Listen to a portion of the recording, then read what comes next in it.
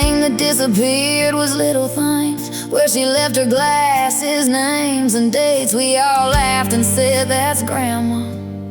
Like time was playing harmless games. Then she'd tell the same story twice, and 3 times before supper.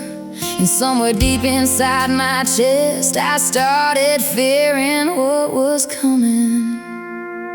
She was gone before the funeral, long before we wore black clothes, long before the preacher stood and talked about her soul. We lost her piece by piece until the truth became unbearable. She was gone before the funeral. She forgot the road to her own house, forgot recipes she'd known for years, forgot the names of old friends, forgot why she was standing here. But I remember one October, sitting beside her by the window light.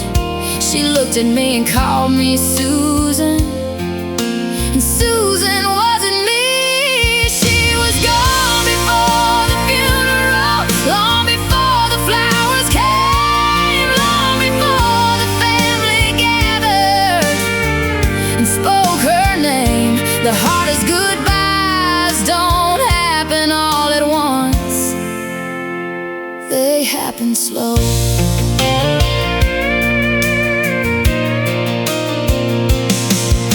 The day she didn't know my face felt like a church bell ringing. I smiled and introduced myself while my whole world was sinking. And she was kind, she was sweet, just like she'd always been.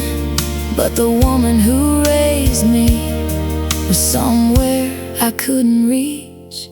She was gone before the funeral, long before the hearse rolled by, long before we stood together under that gray sky. The body stayed, but memory left, and that's a different kind of goodbye.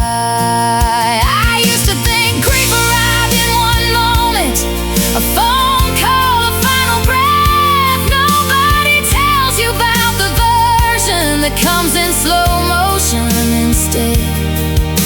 100 tiny heartbreaks, 1,000 things you learn to lose, until one day you're mourning someone who's still in the room. She was gone before the funeral, but her laughter still remains in old photographs and stories, in the lessons that she gave. And though she couldn't find her way back home,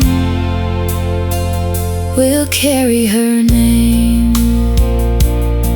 So if love is memory, then maybe she's still here somehow, because I remember enough